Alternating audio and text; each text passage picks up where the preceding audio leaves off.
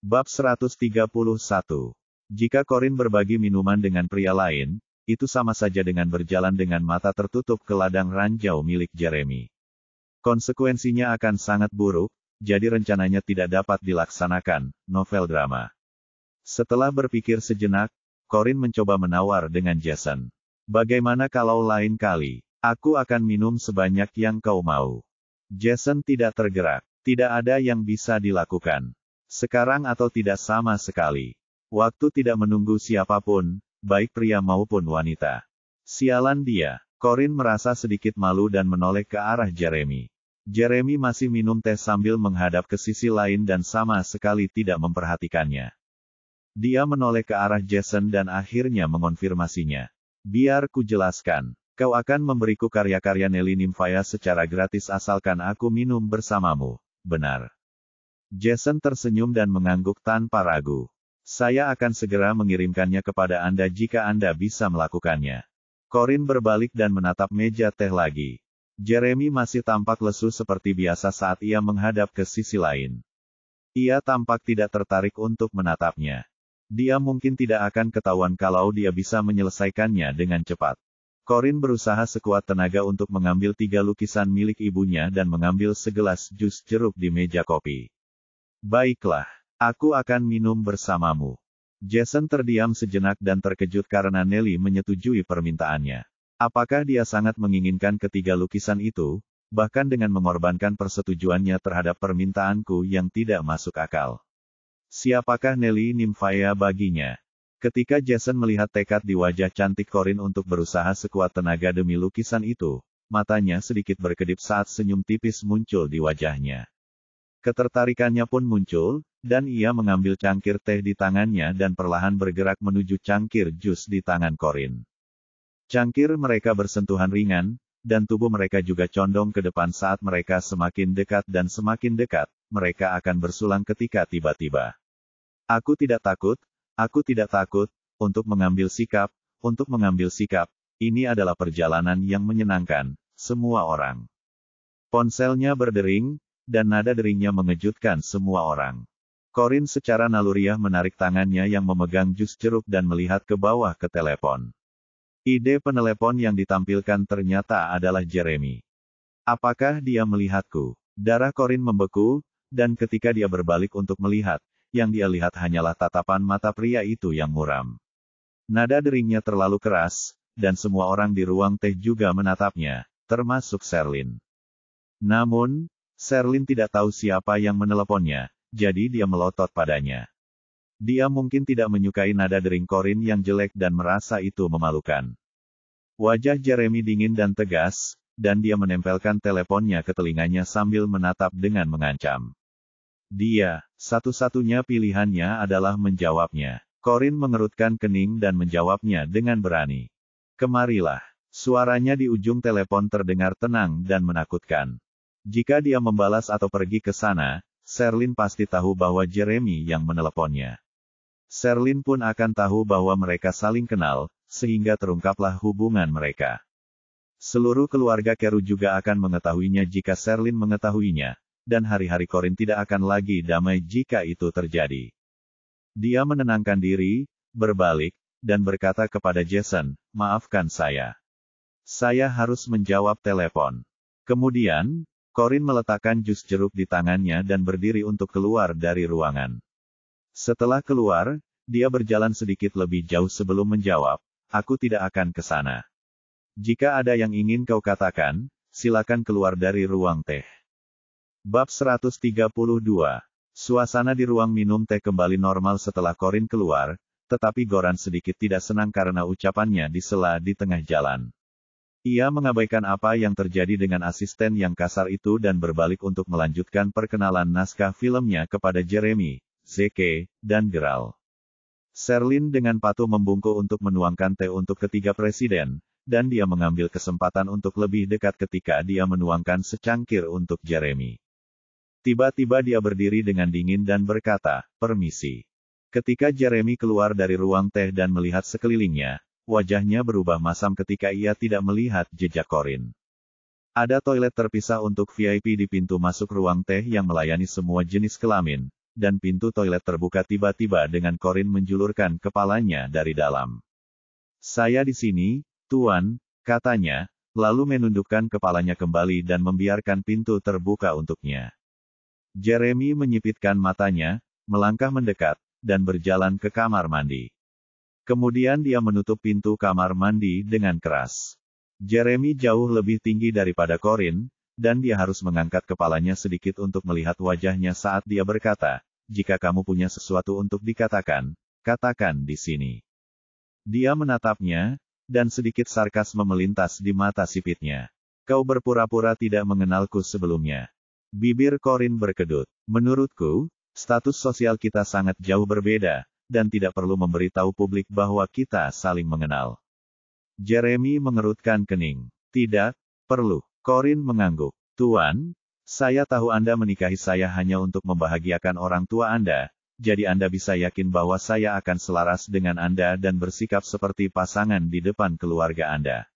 Namun, ini bukan rumah Holden, dan tidak ada satupun Holden yang hadir, jadi saya tidak merasa perlu untuk memerankannya.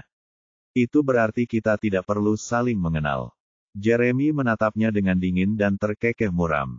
"Apakah kamu malu dengan identitasku? Atau apakah kamu pikir aku tidak layak untukmu dan kamu merasa jijik jika orang lain tahu tentang hubunganku denganmu?" Corin mengerutkan kening dan berkata dengan tenang, "Identitasmu tidak akan mempermalukan siapapun. Sebaliknya, itu akan meningkatkan status siapapun yang berhubungan denganmu. Namun, aku tidak membutuhkan itu, dan aku tidak ingin terlalu banyak orang tahu bahwa aku menjalin hubungan denganmu. Aku harap kamu akan mempertimbangkan kerjasamaku dalam berurusan dengan anggota keluargamu untuk membantuku dan menyembunyikan hubungan kita yang berumur pendek dari orang-orang yang tidak perlu tahu." Tidak ada tanda-tanda yang jelas di wajah Jeremy, dan dia terdiam selama 2 detik. Dia kemudian menjawab dengan suara yang dalam, "Aku akan melakukan apa yang kau katakan karena kau begitu ngotot." Corin menghela napas lega. "Terima kasih atas pengertianmu." Dia bisa merasa jauh lebih tenang di masa mendatang asalkan ada konsensus pada poin itu. Pria itu tiba-tiba mengangkat dagunya dengan tiba-tiba dan bertanya dengan agresif, "Sekarang, jelaskan padaku apa yang kamu lakukan. Apa yang kau lakukan di ruang teh tadi?" Corin terkejut sejenak dan terpaksa menatap matanya yang seperti jurang. "Apa yang sedang kamu bicarakan?" Mata Jeremy menyipit berbahaya. "Apa yang kau lakukan di ruang teh sebelum kau keluar?" Corin merasa sedikit bersalah saat menjawab, "Saya sedang minum jus jeruk." Jeremy mengernyitkan alisnya dengan sinis. "Minum jus jeruk? Apa kau pernah minum dengan seorang pria?" Bab 133. Dia melihatku juga. Tanpa menunggu Corin memberikan alasan untuk menjelaskan, pria itu mencondongkan tubuhnya dan mendekatinya sebentar dengan nada tegas dan menindas. "Bukankah aku melarangmu minum apapun yang ditawarkan orang lain? Apakah kau lupa apa yang kukatakan?" Terdapat perbedaan tinggi badan yang sangat jauh sehingga Corin terpaksa mendongakkan lehernya ke atas. Dengan tidak nyaman. "Tidak, aku ingat." Jeremy mengangkat wajah mungilnya dengan paksa lagi, dengan jari-jarinya mencubit pipinya dengan lembut dan selaput di antara jari telunjuk dan ibu jarinya menopang dagunya. Dia memeluknya dengan merendahkan dan berkata, "Dan kau masih melakukannya." Corin menjelaskan dengan tidak nyaman. "Tuan, ini tidak seperti yang Anda pikirkan." Wajah lelaki itu tenang seperti biasa, tetapi ada sedikit kekesalan dalam ekspresinya. "Menurutmu bagaimana seharusnya perasaanku jika istriku minum dengan lelaki lain di hadapanku?" Corin tidak berdaya. Dia tahu bahwa dia salah dan hanya bisa berkata singkat kepadanya, "Itu karena dia punya sesuatu yang aku inginkan." Tangan Jeremy sedikit rileks. "Dan apa itu?" Meskipun enggan untuk memberitahunya lebih banyak detail tentang dirinya, dia tidak dapat menjelaskan situasinya dengan jelas kecuali dia menceritakan semuanya. Corin hanya bisa mengatakan yang sebenarnya dan berkata, "Tuan Jason punya 3 lukisan di galerinya yang ingin aku beli. Dia menolak untuk menjualnya kepadaku, tetapi dia berkata bahwa dia akan memberikannya kepadaku jika aku minum bersamanya." Jeremy mengerutkan kening dan melepaskannya. "Kau bisa memberi tahuku lukisan mana yang kau inginkan. Kau tidak perlu minum di bawah tekanan." Corin menundukkan matanya dan berkata dengan jelas, kita bukan pasangan sungguhan, jadi menurutku tidak pantas untuk mengganggumu, apalagi berutang padamu. Jeremy menatapnya dengan acuh tak acuh. Itu bukan utang. Seperti yang kukatakan, aku bisa memberimu segalanya kecuali perasaanku asalkan kau menjadi Nyonya Holden selama 3 bulan. Corin mengangkat kepalanya, dan menatapnya dengan mata jernih sambil berkata, hubungan antara dua orang pada dasarnya dimulai dengan saling berutang sesuatu. Baik itu bantuan atau uang, apa yang diberikan harus dikembalikan, dan apa yang menjadi utang harus dibayar kembali. Ini adalah jalan dua arah, dan begitulah hubungan mulai menjadi rumit dan berlumpur. Begitu itu terjadi, akan sulit untuk memutuskan hubungan dengan baik-baik, jadi aku berusaha menghindarinya. Jeremy mengernyit sedikit. Kau tampaknya sangat menantikan hari saat kau akhirnya bisa pergi. Wanita lain ingin menjalin hubungan dengannya, tetapi dia tampaknya tidak menginginkan apapun darinya. Corin tersenyum tipis dan mengedipkan matanya yang cerah. Dia tidak senang karena dagunya sedikit sakit karena dicubit olehnya, tetapi sebuah ide dendam muncul di benaknya. Dia berjingkat-jingkat dan mengaitkan leher pria itu dengan provokatif, sambil bertanya, lalu, apa yang lebih kau inginkan? Apakah kau ingin aku bergantung padamu? Apakah kau tidak lebih takut jika aku bergantung padamu? Novel drama. Jeremy tidak menghindarinya dan hanya menundukkan tatapan matanya yang tampan dan memperhatikan dengan tenang saat dia berpura-pura. Penampilannya saat ini sama sekali tidak menarik, dan dia berpakaian dengan cara yang agak menggelikan. Riasan di wajahnya membuat kulitnya sedikit kuning, dan ada bintik-bintik tebal di sekujur tubuhnya. Puncaknya adalah kepang kembarnya.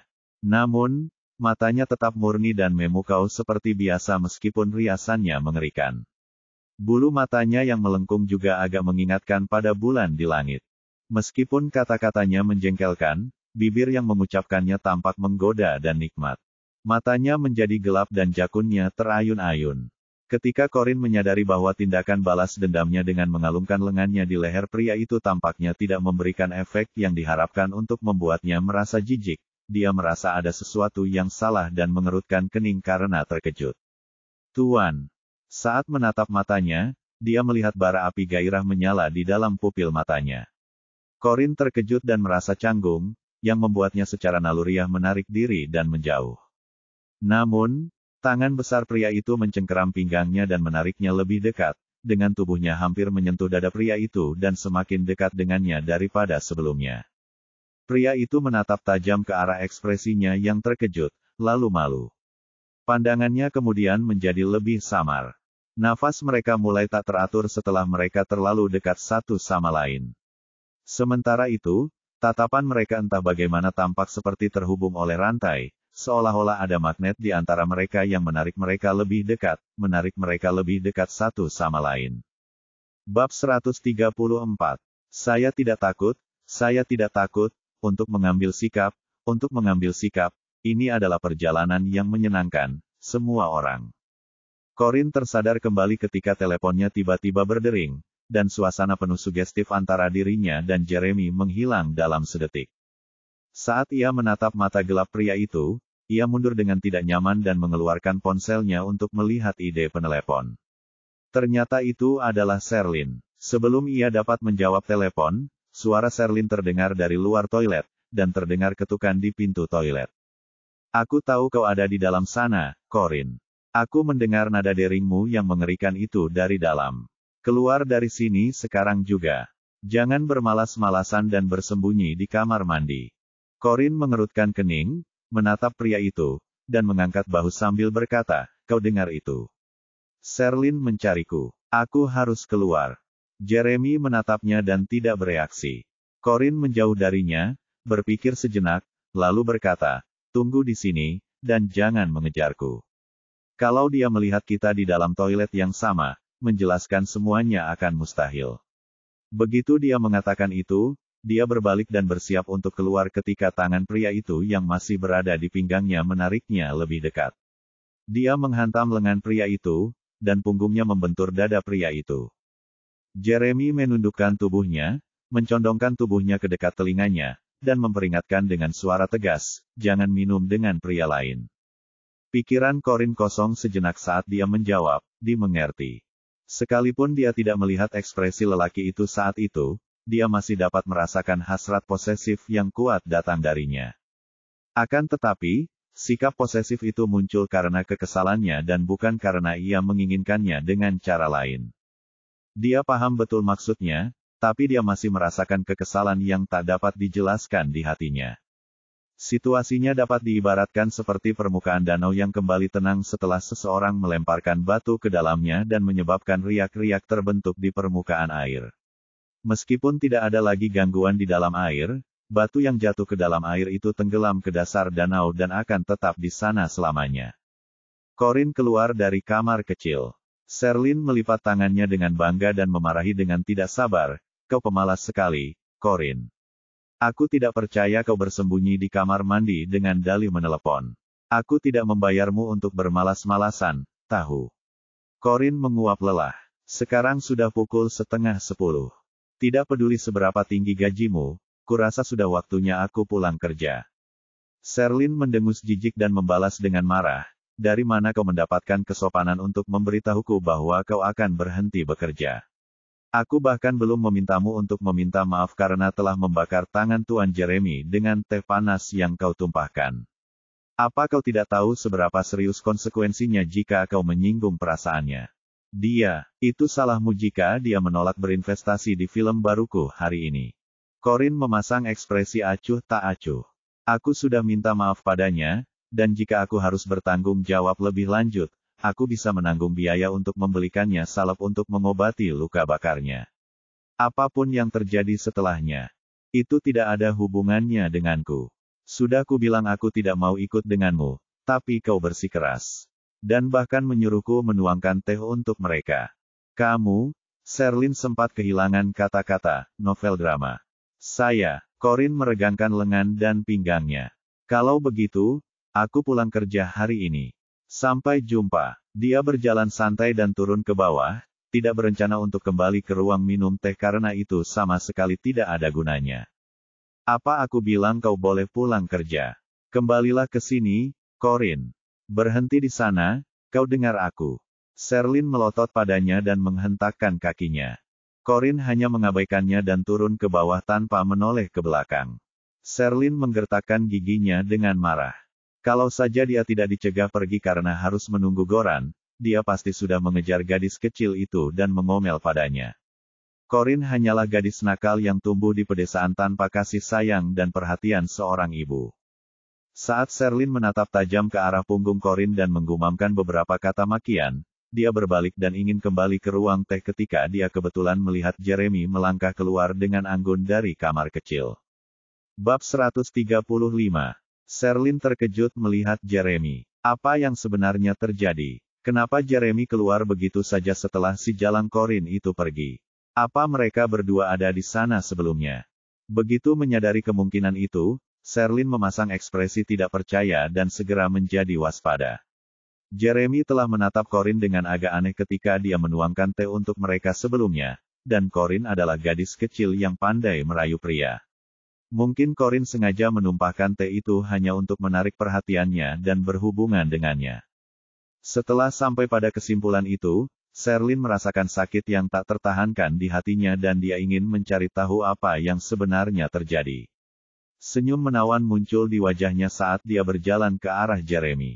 Dia bertanya dengan polos dan penuh rasa ingin tahu, "Tuan Jeremy, asisten saya baru saja keluar dari toilet itu. Mengapa Anda keluar tepat setelahnya? Apakah kalian berdua berbagi toilet yang sama sebelumnya?"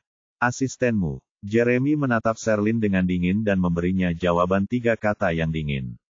"Tidak melihatnya. Tidak melihatnya." Sikap pria itu sangat acuh tak acuh, yang membuat Sherlyn sedikit takut tapi dia mungkin masuk ke kamar mandi ketika dia berbicara dengan Corin sebelumnya, dan itu normal bagi pria untuk menggunakan kamar mandi lebih cepat daripada wanita. Kalau dipikir-pikir lagi, seseorang dengan identitas seperti Jeremy tidak mungkin berbagi kamar mandi dengan Corin si tukang desa. Pada titik ini, Sherlyn yakin bahwa Corin terlalu memikirkannya, novel drama.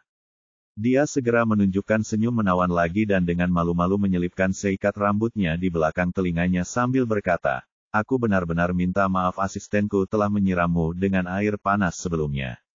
Aku merasa sangat buruk tentang itu, jadi aku bertanya-tanya apakah kamu bisa meninggalkan nomor teleponmu padaku. Aku akan dengan senang hati mentraktirmu makan di lain hari sebagai tanda permintaan maaf. Itu tidak perlu, jawab Jeremy. Dia berjalan melewatinya dengan dingin dan melangkah pergi tanpa menoleh ke belakang. Tapi Tuan Jeremy, Sherlyn tampak kecewa dan enggan membiarkannya pergi, jadi dia mengejarnya dan berkata, "Tunggu, Tuan Jeremy." Aku memaksa, meskipun dia sudah berusaha keras membujuknya untuk menunggu, dia tidak berhenti sama sekali. Dia bahkan tidak mau menoleh dan menatapnya. Ketika Sherlyn merasa bahwa dia enggan didekati oleh siapapun, Sherlyn tidak berani mengikuti lagi dan memutuskan untuk melupakan masalah itu untuk saat ini. Di masa mendatang, dia akan mencoba mencari kesempatan lain untuk mendekatinya.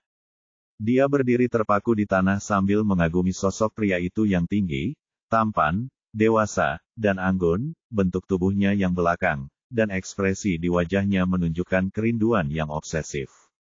Jeremy sesuai dengan namanya sebagai keturunan keluarga kelas 1 dalam hal kewibawaan dan pesona. Selain itu, ketampanan, kekayaan, dan kekuasaan bukanlah satu-satunya kualitas yang dimilikinya. Di atas segalanya, dia murah hati karena dia tidak menyimpan dendam terhadapnya meskipun tangannya telah melepuh. Dia memang sedikit acuh tak acuh terhadap orang luar, tapi itu adalah bukti lebih lanjut bahwa dia bukan seorang playboy. Wanita yang cukup beruntung untuk menjadi kesayangannya pasti akan diperlakukan dengan sangat lembut dan dimanja layaknya seorang putri. Sungguh disayangkan bahwa pria sesempurna dia menikah. Ketika Sherlyn memikirkan bagaimana Jeremy telah menikah dengan orang lain, hatinya seakan berdarah untuknya, dan penyesalan yang dirasakannya hampir cukup kuat untuk membunuhnya.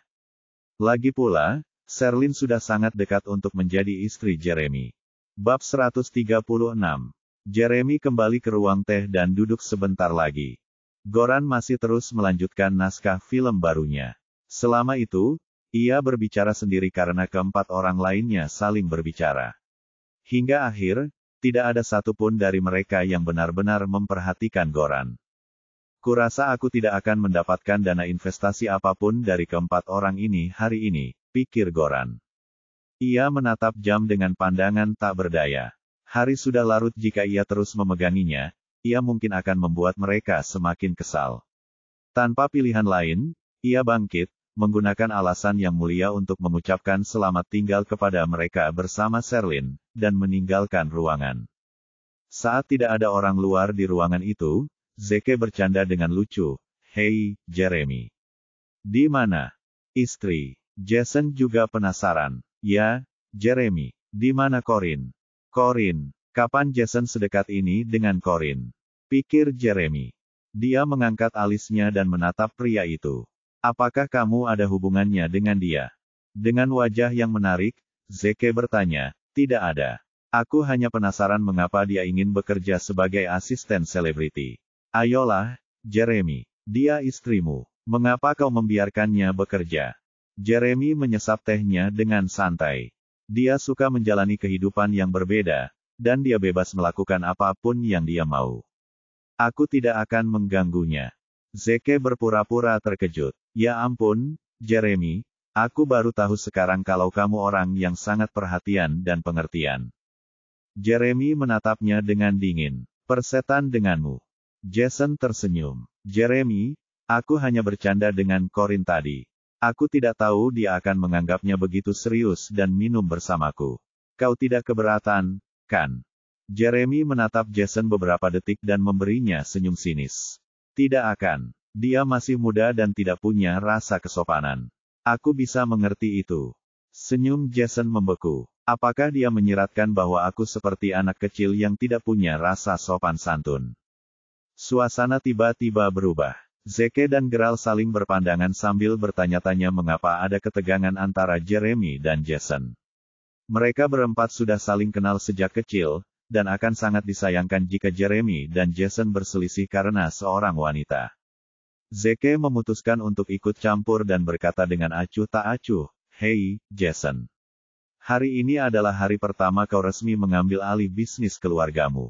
Kurasa bagian itu akan segera berakhir. Bagaimana kalau kau mengajak kami minum? Jason terkekeh. Tentu. Kalian pilih tempatnya dan aku akan mengaturnya. Zeke tersenyum dan menyenggol lengan Jeremy. Jeremy, kemana kita harus pergi? Jeremy tampak acuh tak acuh. Setelah menyesap teh lagi, dia menjawab, kalian lanjutkan saja. Aku punya sesuatu yang harus kulakukan. Zeke mengerutkan kening. Hei, Jason baru saja kembali. Sudah lama sekali sejak kita berempat bisa berkumpul seperti ini, Jeremy. Jangan jadi orang yang menyebalkan. Aku benar-benar ada sesuatu yang harus kulakukan. Aku akan mentraktir lain kali, tetapi aku tidak bisa ikut hari ini, kata Jeremy. Dia meletakkan cangkir teh porselen dengan lembut menggunakan jari-jarinya dan berdiri untuk mengambil jasnya dari rak mantel mahoni dan meletakkannya di lengannya. Setelah membalikkan punggungnya dengan elegan kepada yang lain, dia melambaikan tangan kepada mereka dengan punggungnya menghadap mereka dan meninggalkan ruangan. Sampai jumpa. Zeke mendesah tak berdaya dan mengeluh, cih. Itu dia. Dia tidak punya waktu untuk teman-temannya setelah dia punya istri. Jason menatap Jeremy yang pergi dan tersenyum tak berdaya. Tidak apa-apa. Mungkin dia memang ada urusan. Geralt bangkit dan berkata, ayo pergi. Aku masih punya minuman keras yang enak di Twilight. Kalian beruntung. Jason buru-buru berkata, yo, Geralt. Aku bilang aku yang traktir hari ini. Novel drama. Zeke terkekeh. Aku tidak peduli siapa yang membayar, aku hanya bertanggung jawab untuk minum. Di dalam mobil, aku memintamu untuk mencarikan pekerjaan untuknya. Begitukah caramu melakukannya? Nada suaranya terdengar datar, tetapi kekesalannya masih terasa. Bab 137. Rasa dingin menjalar ke tulang punggung Tommy.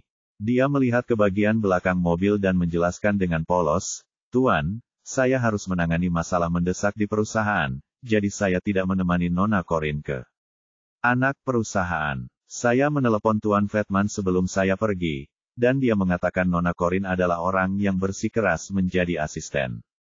Alis Jeremy berkerut saat dia tidak mengatakan apapun. Tommy tidak dapat mengetahui apa yang dirasakan Jeremy, karena ekspresinya tampak sangat tenang. Tommy melanjutkan dengan hati-hati, saya akan mengatur pekerjaan yang lebih ringan untuk Nona Corin besok. Namun, Jeremy tetap bersikap acuh tak acuh. Ia berkata, abaikan saja dia. Jika ini pekerjaan yang dipilihnya, biarkan saja dia. Ya, jawab Tommy. Lihatlah galeri seni Jason, apakah ada 3 lukisan karya Nelly Nymphaya? Belilah. Dia menginginkannya, perintah Jeremy. Tommy mengangguk dan mengingatnya. Dimengerti. Aku akan melakukannya. Oh, benar juga, Tuan, perawatan Nona Anya akan segera berakhir. Saya perkirakan dia akan kembali lagi nanti. Bulan. Mata Jeremy menjadi gelap. Dia menutup matanya dan mencubit gelabelanya. Baiklah, novel drama. Tommy merasa lega karena Jeremy tidak memarahinya. Setelah beberapa saat, ia hanya berani melihat ke depan ketika Jeremy tidak punya hal lain untuk dikatakan kepadanya. Saat itu, ia menyadari sesuatu. Tuan, lihat ke sana. Bukankah itu Nona Corin? Tommy menunjuk. Jeremy membuka matanya dan melihat keluar jendela. Wanita itu sendiri, Corin, sedang makan kebab sendirian di pinggir jalan. Jam berapa sekarang? Apakah dia baru saja makan malam? Pikir Jeremy. Tommy memberi tanda kepada pengemudi untuk menghentikan mobilnya di pinggir jalan. Dengan beberapa asumsi yang muncul di kepalanya, ia berkata, Tuan. Nama selebritas tempat Nona Corin bekerja adalah Sherlyn Carew. Ia dikenal sangat menuntut dengan permintaan-permintaannya dan menggunakan hak istimewanya untuk mendapatkan keinginannya. Saya pikir Nona Corin pasti sangat menderita karena menjadi asisten Sherlyn. Nona Corin mungkin tidak punya waktu untuk makan sama sekali.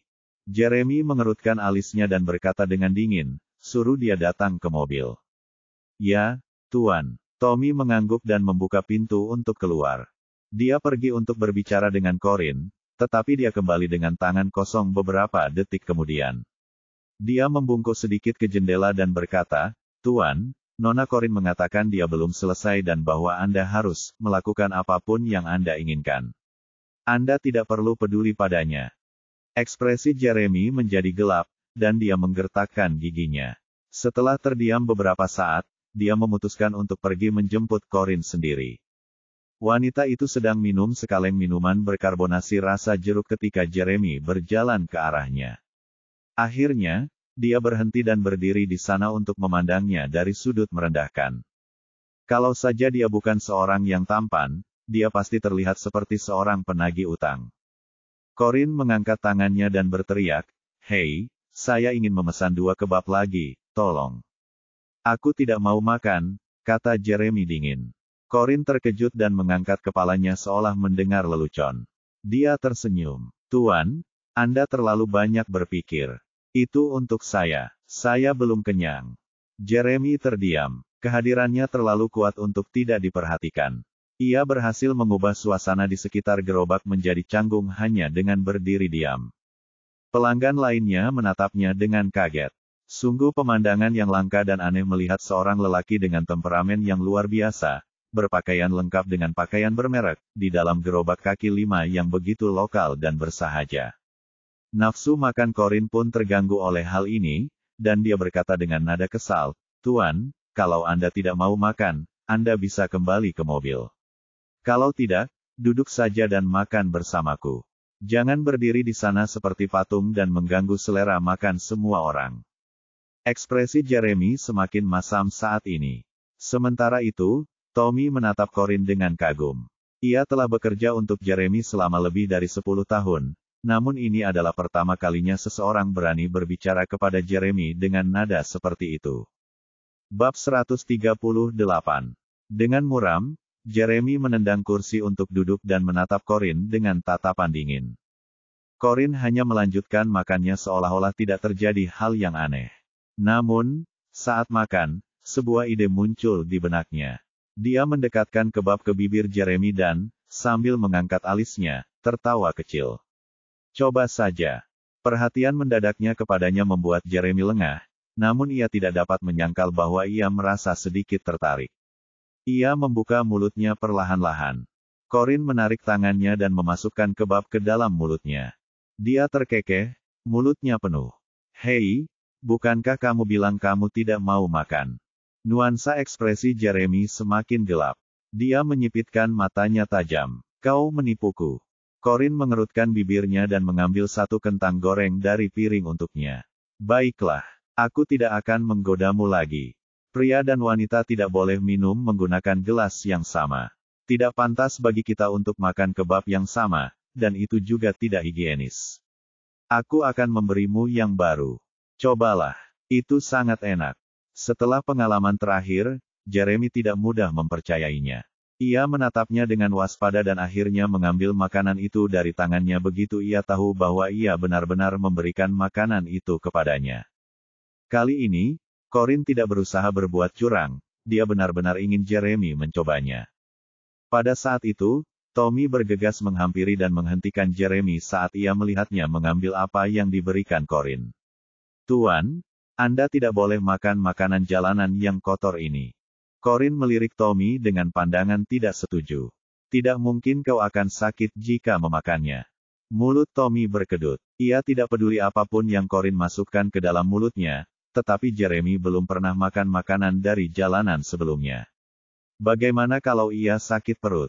"Pak," Jeremy hanya melambaikan tangannya, meminta Tommy untuk minggir dan meninggalkan mereka. Karena tidak punya pilihan lain, dia pun melakukan apa yang diperintahkan dan terdiam, sembari mengkhawatirkan dirinya sendiri. Jeremy memperhatikan cara Corinne makan dan mencoba menggigit kebab yang diberikannya. Gerakannya sopan dan elegan saat ia menggigit perlahan. Tepat saat itu, Corinne mendekatkan wajah mungilnya dan menatapnya dengan mata terbelalak. "Wah, bagus. Iya." Jeremy mengangguk. "Tidak buruk. Lihat, aku tidak berbohong padamu." Corinne merasa puas, setelah memperkenalkan makanan baru kepada Jeremy. Dia memiringkan kepalanya dan tertawa. "Tapi kamu terlihat seperti seseorang yang baru saja mencoba makanan jalanan. Apakah kamu sadar bahwa cara makanmu seperti seorang gadis yang sopan? Ada tata krama makan yang berbeda saat kamu makan di jalanan. Kamu harus makan dalam porsi besar sepertiku." "Gadis yang sopan." Berani sekali bocah ini memanggilku seperti itu. Gerutunya dalam hati. Ekspresinya berubah masam setelah dipanggil seperti itu. Menatap betapa tidak bermoralnya Corin memakan kebabnya. Namun, Jeremy tiba-tiba merasakan sesuatu yang berbeda. Cara Corin menikmati makanannya tanpa pikir panjang membuat Jeremy merasa bahwa dia positif, ceria, dan bersemangat. Jeremy tidak mungkin marah padanya. Corin berbeda dengan wanita sok penting lainnya yang bertingkah lembut, halus, dan tidak bersemangat. Corin, ini 2 kebab yang kamu pesan. Pemilik gerobak wanita datang membawa kebab yang dipesan Corin. Saat melihat Jeremy, matanya berbinar. Astaga, anak ini lebih tampan dari yang sebelumnya. Corin, kau gadis yang beruntung. Semua pria di sekitarmu sangat tampan. Corin tersenyum lebar. Dia tidak terlalu buruk. Pemiliknya kembali untuk mengambil sekaleng minuman berkarbonasi dari lemari es. Hai, tampan, karena ini pertama kalinya kamu ke sini, aku yang bayar minuman ini. Kalau menurutmu kebab kita enak, jangan lupa bawa Corin ke sini lebih sering. Jeremy menatap minuman bersoda itu. Ia tidak terbiasa dengan komunikasi seperti ini dan orang-orang memberinya sesuatu tanpa alasan. Saat ia hendak memberitahu pemiliknya bahwa ia tidak menginginkannya, Corin tersenyum dan menjawab atas namanya, terima kasih. Kami akan datang ke sini lebih sering. Pemiliknya tersenyum dan kembali ke gerobaknya. Bab 139.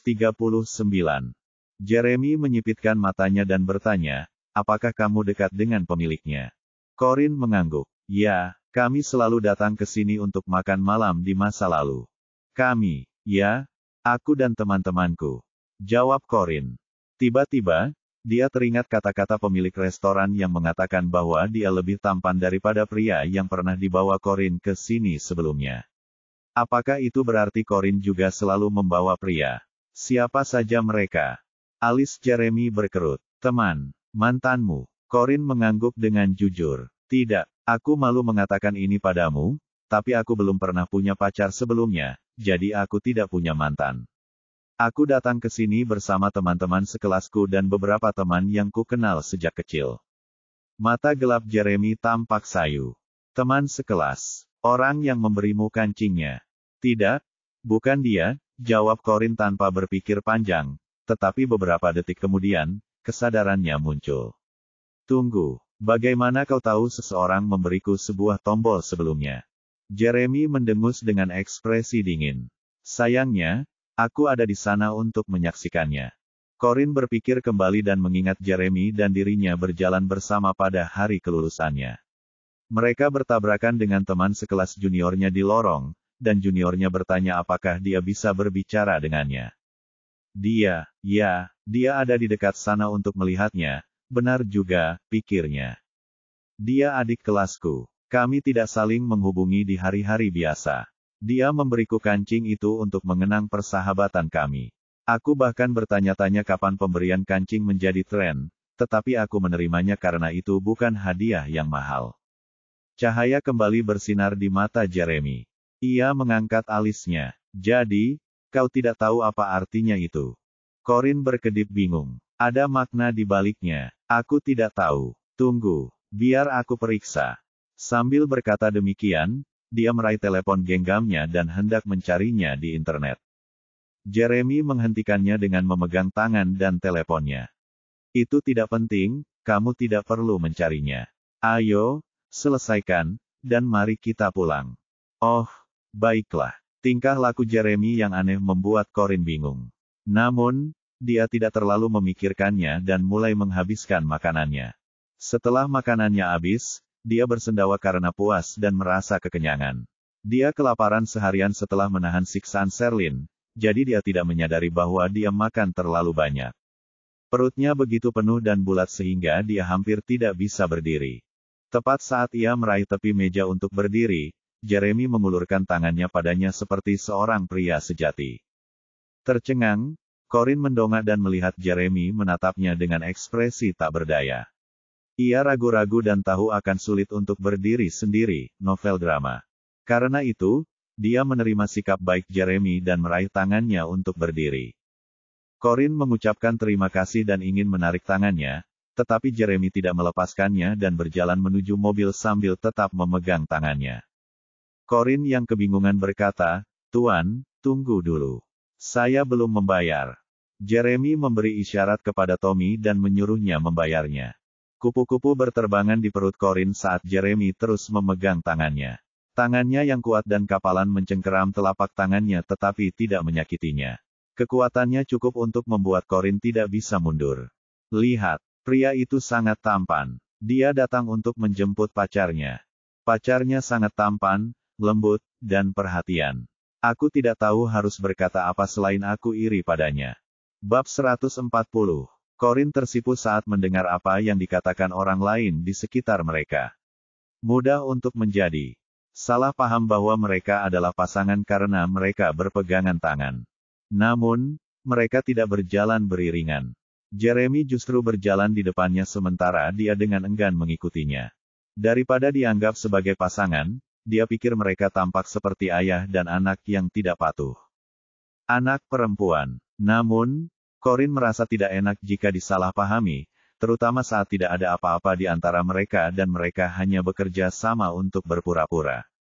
Karena itu, dia mencoba menarik tangannya untuk membersihkan udara. Pada saat dia menggerakkan lengannya, dia menyadari mereka telah sampai di mobil. Jeremy melepaskan tangannya dan membukakan pintu untuknya. "Masuk," suaranya terdengar dalam di dadanya. Corin tidak mengulur waktu dan membungkuk untuk masuk ke dalam mobil. Jeremy menggunakan tangannya untuk menutupi bagian atas mobil, melindungi Corin agar tidak terbentur kepalanya. Itu tindakan yang sangat sopan dan bermartabat. Corin terkejut. Dia selalu bersikap dingin, tapi sebenarnya dia seorang pria sejati, novel drama. Mobil itu melaju pergi. Corin bersandar malas di kursi dan berkata, "Terima kasih, Tuan." Jeremy duduk tegak, menatap ponselnya. Mendengar ini, dia mengangkat alisnya dan menatapnya. "Terima kasih. Untuk apa?" Dengan ekspresi tulus, Corin berkata, "Karena sudah mentraktirku makan malam." Dia hendak membayar sendiri, tetapi Jeremy memegang tangannya dan menolak melepaskannya. Dia bahkan memerintahkan Tommy untuk membayar tagihan.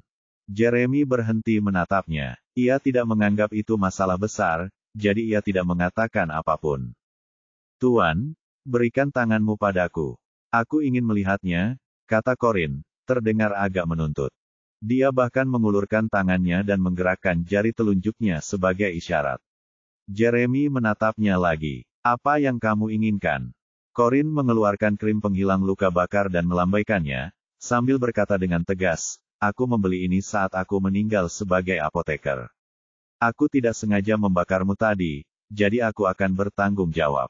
"Tidak apa-apa," tolak Jeremy dengan dingin, ekspresinya datar. Bahkan tidak sampai terbakar, kulitnya hanya memerah. Dia sudah lama melupakannya dan akan melupakannya sepenuhnya jika hal itu tidak diungkit. Corin memegang tangan Jeremy meskipun Jeremy tidak mau bekerja sama. Ia menariknya untuk diperiksa dan melihat punggung tangannya masih kemerahan. Ia mengerutkan kening. Setelah dia memeras setetes krim, dia mengoleskannya ke punggung telapak tangannya dengan jarinya. Dia bersikap lembut dan hati-hati. "Aku tidak bermaksud menumpahkan teh di tanganmu. Maaf." Jeremy terkejut. Dia berhenti meronta dan membiarkan wanita itu mengoleskan krim ke tangannya. Sementara itu dia memperhatikannya dengan saksama. Entah mengapa, timbul perasaan hangat dalam hatinya, karena tahu Corin begitu peduli pada cederanya, ia pun mengabaikannya. Saat bibirnya melengkung, dia berkata, "Ini adalah momen yang langka bagimu untuk meminta maaf secara sukarela. Aku tahu aku berutang permintaan maaf padamu karena aku menyakitimu," pikir Corin, "dan aku tahu itu sangat menyakitkan." Disiram air panas. "Anda harus mengoleskan krim pereda luka bakar untuk meredakannya."